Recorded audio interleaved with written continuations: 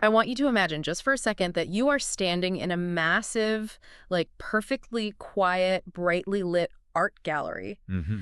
The acoustics are completely deadened. The walls are that stark, pristine white. Right, the classic gallery setting. Exactly. And you walk up to this imposing oil painting. I mean, it stretches way beyond your peripheral vision. Oh, wow. Yeah, and you plant your feet, and you're expecting this familiar transaction, right? Like the standard gallery experience where you play the role of the passive observer. You're just taking it all in. Right. You're taking in a landscape, maybe appreciating the brushwork, but you're consuming the art at a very safe distance. You're safe in the real world. Exactly. But as your eyes actually adjust to this specific canvas, the whole dynamic shifts. Yeah. Because the subject of this painting, she isn't just residing in her little painted world waiting for you to observe her. She's looking back. She is staring directly back at you. Her gaze is, well, it's intense. It's totally unapologetic. Yeah. And in that frozen, silent exchange, you realize she isn't just looking at you. She is actively judging your reaction to the literal end of the world that is unfolding right behind her shoulder. It's unsettling. It really is. You're no longer the audience. You are implicated. I love that framing because it completely disrupts the traditional hierarchy of, looking at art. The safety of that gallery wall just evaporates. Yeah, totally. You approach the canvas anticipating this nice aesthetic consumption, and instead, the work stages an interrogation. It literally demands your participation in a crisis you thought you were just going to casually observe. Okay, let's unpack this. Because that psychological ambush, that is the absolute core of our deep dive today. It really is. We are exploring this really comprehensive art, historical, and compositional analysis of a 2010 piece. It's titled Dem Himmel entgegen, which translates to Towards the Heaven. A monumental work. Truly. By the contemporary German artist Torsten Russ. And our mission for this deep dive is to basically dissect the mechanics of this ambush. Right, how he actually pulls it off. Yeah, exactly. We're looking at a concept the source material calls bildgeteilt existence, which means image-divided existence. And we're going to analyze how Russ uses this specific structural trick as this visceral, almost aggressive shortcut to make us confront the fragility of modern life. Well, to really understand how this painting manages to, hack the viewer's psychology so effectively, we first have to contextualize the mind that engineered it, right? For sure. Who is Torsten Russ? So Torsten Russ, born in 1955 in Zeitz, and he currently operates out of Lichtenfels. But his creative DNA is deeply, deeply entangled with the legacy of the Leipzig School. Right, which is huge in the art world. Massive. For decades, the epicenter of this movement was the Leipziger Baumwollspinnerei. The cotton mill, right. Yeah, this massive, sprawling former cotton mill that evolved into this legendary incubator for highly technical, often really melancholic contemporary painting. It's like a fortress for that kind of art. It really is. It's a bastion of rigorous figurative tradition in a completely postmodern art world. But the sources we have make a really crucial distinction here, though. Even within that prestigious, rigorous community, Russ is widely considered a pronounced maverick. Oh, absolutely. He's a total outlier. Yeah, he's a loner who stubbornly refuses to fit the mold of his own artistic lineage. The analysis highlights this constant dialectic tension in his process. Mm-hmm. Like, he constantly oscillates between formal reduction, stripping a composition down to its most brutal geometric bones, and then narrative opulence. Right, cramming the frame with drama. Exactly, intense, highly symbolic drama. He isn't just painting landscapes, he's basically building philosophical arguments on the canvas. What's fascinating here is how he actually weaponizes his palette to construct those arguments. Hmm. Russ systematically rejects the natural color spectrum. He just throws it out completely. Pretty much. He restricts his visual vocabulary almost entirely to black, white, and an array of incredibly subtle gray tones. And then the red? And then the red. Yes. And a very specific, highly aggressive red. Art critics have famously categorized this restricted palette as anarcho-farben, or anarcho-colors. I love that term. It's so fitting, right? By stripping away the full color wheel, he completely removes the hierarchy of naturalistic representation. The term anarcho-colors, it carries so much weight. It strips away any visual comfort you might have. It really makes me think of that cinematic technique in Schindler's Oh, List. the girl in the red coat. Exactly. You have this vast, oppressive, monochrome reality where the sudden, isolated use of the red coat completely hijacks your optic nerve. Right. In this sea of gray, the red forces an immediate, visceral, emotional reaction way before your rational brain can even process what you're actually looking at. That's a perfect comparison. And while Spielberg used that technique to isolate a moment of innocence amidst atrocity, Russ uses his red to ring a persistent structural alarm bell. It's not just a highlight, it's a warning. Exactly. The restriction of color forces the human brain to stop looking for, natural realism and instead focus entirely on structural tension. Right.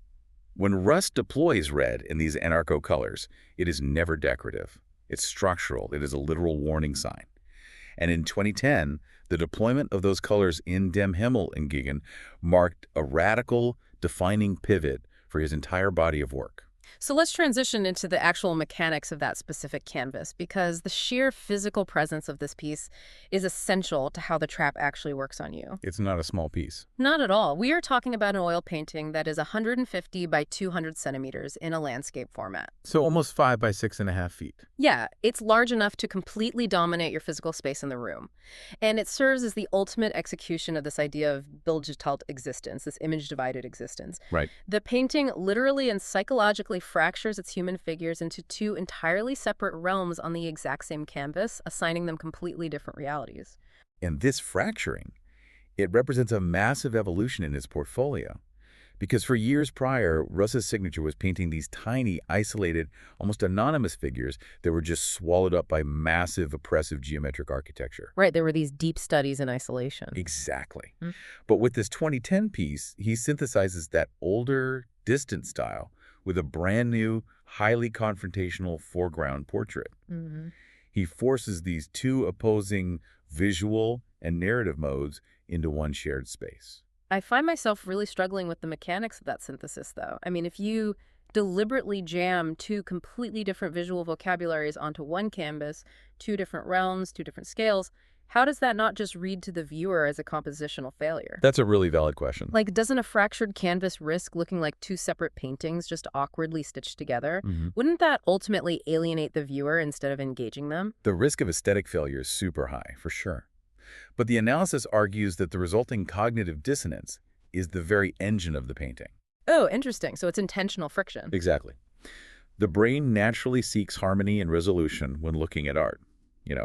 When Russ presents this deliberate double structure, he is actively denying the viewer that resolution. He won't let you have the easy way out. No. The split is not a failure to unify the canvas. It is a meticulously engineered trap.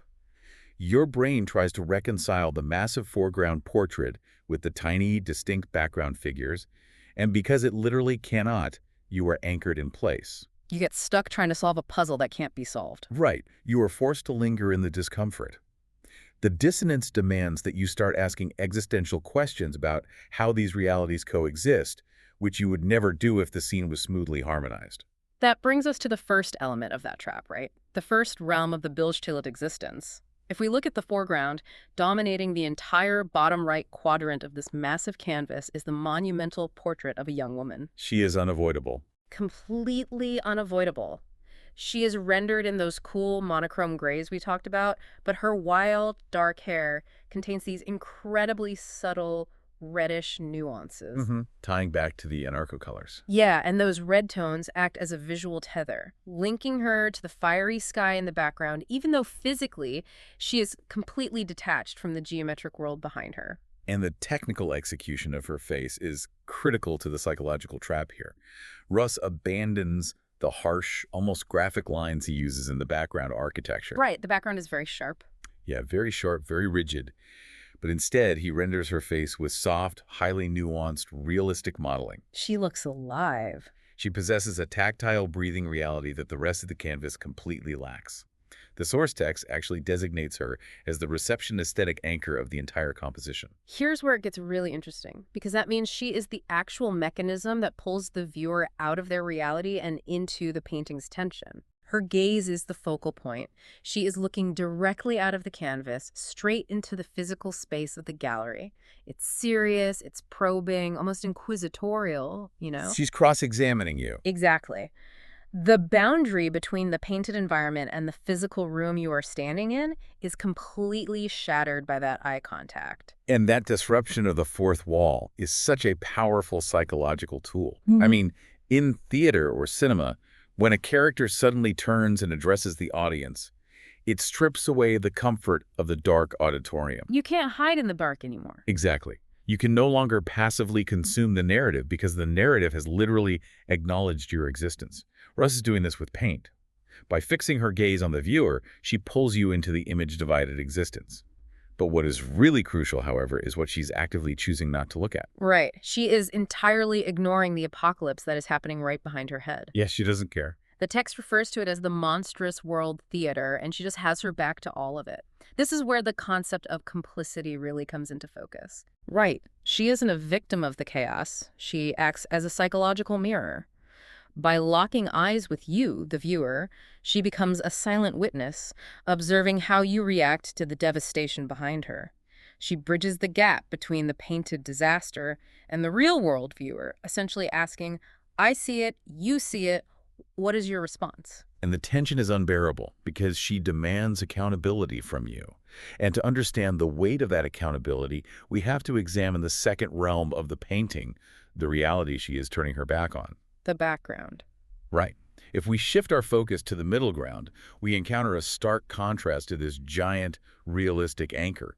We find two tiny, almost silhouetted figures, a young man and a young woman. The shift in scale is honestly jarring. They are minuscule compared to the monumental woman in the foreground, which instantly strips them of power. Totally. They are standing on a small, pleading platform that forms the terminus of this highly complex, white, fragmented staircase. That looks completely unsafe. Oh, yeah. The architecture around them is hostile. It's flanked by brutal gray steel girders and a sharp, diagonal red support structure on the bottom left. There's that structural red again. Exactly. It feels industrial, unfinished, and deeply unsafe. These figures carry the weight of Russ's classic motif, which is existential impotence. They are completely overwhelmed by a massive, indifferent structural scale. And if we connect this to the bigger picture, the architecture of that middle ground operates as a profound metaphor for the trajectory of modern life. It's not a fun ride. No, not at all. This is not a functional, linear staircase leading to a clear, happy destination. It is broken, it's sharp-edged, and aggressively deconstructed. It resembles a failing scaffold. Right. The path they have navigated is inherently arduous and fraught with structural collapse at every turn. It really evokes the feeling of navigating a video game environment where the physics engine is just completely failing. Oh, that's a great analogy. Right, like you're maneuvering your character up a series of fragmented polygons, and suddenly you hit the edge of the programmed map. The graphics just stop. The rendering just stops. You are left standing on a floating platform over an abyss, staring out into an unrendered void, completely out of path. You can't go any further. That suspension at the edge of the void is a highly accurate parallel for their existential state in this painting. But Russ introduces a vital evolution here compared to his earlier work. Right, because usually they are alone. Exactly. In those older paintings, the figure suspended at the edge of the void was always solitary. But here, on this fractured platform, we see a pair. The man and woman are positioned close together. Yeah, in a landscape defined by mechanical ruin and sheer scale, they are holding on to each other. That physical proximity completely changes the emotional frequency of the whole scene. It introduces the concept of human solidarity into the chaos. Their closeness in the face of this overwhelming hostile architecture is, well, it's an act of defiance. It represents the search for shared protection and love in a fundamentally collapsing world. They are balancing together at the extreme edge of a deconstructed modern reality and finding their only anchor in one another. But we really have to look at where this deconstructed reality has actually taken them. Right, the destination. Yeah, they've climbed this glitching, broken scaffold clinging to each other and reached the absolute summit of their environment. Which brings us to the background, to the sky itself. The sky looming over them is entirely bipolar. It's literally split. Yeah, it's physically split in two, mirroring the fractured dual reality of the entire composition. The division of the sky is the ultimate manifestation of the bilge-tilt existence. On the left side of the canvas, the atmosphere is consumed by a sea of volcanic, glowing, vermilion-red clouds. It's so intense. Returning to the anarcho colors, this is the deployment of that aggressive, structural red at its absolute most expansive. It symbolizes total threat. The text actually describes it as a literal Weltenbrand, which means a world conflagration or apocalypse. It is the visual embodiment of total fiery destruction. And then, immediately to the right, that apocalyptic red slams into a wall of heavy, dark, oppressive thunderclouds. Without any blending. Right. The right side of the sky is rendered entirely in black, white, and gray, echoing the monochrome palette of the broken stairs, the tiny figures, and the face of the monumental woman in the foreground. There is literally no transition. It's just a hard split between a firestorm and a crushing, suffocating darkness. So what does this all mean? The duality of that sky exposes the deep philosophical irony embedded in the painting's title, Dem Himmel entgegen, towards the heaven. Right. This vulnerable pair has endured a treacherous ascent up a failing structure. The inherent human drive is to seek elevation, right? To strive for transcendence above the broken mechanics of the earthly world. But the heaven they finally arrive at offers absolutely no radiant salvation. The reward for their ascent is just a front-row seat to the apocalypse. I mean, they climb to escape the broken machinery, only to find themselves trapped between two distinct flavors of cosmic annihilation. Exactly. The heaven they discover is a chaotic, threatening cosmos defined by deeply destructive natural forces. Yet this is where the painting delivers its core philosophical argument. Striving upward was their only existential option. They had to climb. They had to. Staying at the bottom of the ruined scaffold meant certain despair. Even if the ultimate destination is a storm of fire and thunder, the act of climbing, the assertion of agency and solidarity, that is the only valid way to exist within a deconstructed world. You climb because the alternative is surrender. And that brings the entire complex machinery of this canvas into alignment. It all clicks together. It really does. The painting operates as this timeless visual parable held together by mathematical balance and the harsh discipline of those anarcho colors. You have this profound duality. The tiny couple represents the collective vulnerability of humanity, clinging to solidarity while balancing on the edge of a fragmented modern era. While simultaneously, the giant gray-faced woman in the foreground serves as the unyielding moral anchor. She prevents the viewer from just retreating into safe pity. You can't just feel sorry for them and move on. No, you cannot simply observe the struggle of the couple from a distance, because the woman in the foreground is actively watching you observe them. The bilge-teal existence isn't just a clever trick of perspective on the canvas. It's a reflection of our own fractured modern psyche. We are constantly navigating this exact split existence. Every day. We consume images of global tragedy and systemic collapse on our screens, all while sitting in the relative safety of our physical lives. Russ's painting just weaponizes that exact dynamic. It strips away the illusion of neutrality. By shattering the boundary between the art and the gallery room, the painting basically interrogates the viewer's complicity. Which leaves us with the true, lingering weight of the piece. When you walk away from that quiet gallery, you take the interrogation with you. You can't unsee it. You really can't. If that monumental woman in the foreground is designed to be a psychological mirror, a silent, unflinching witness judging our response to the monstrous world theater, what expression does she see on your face right now?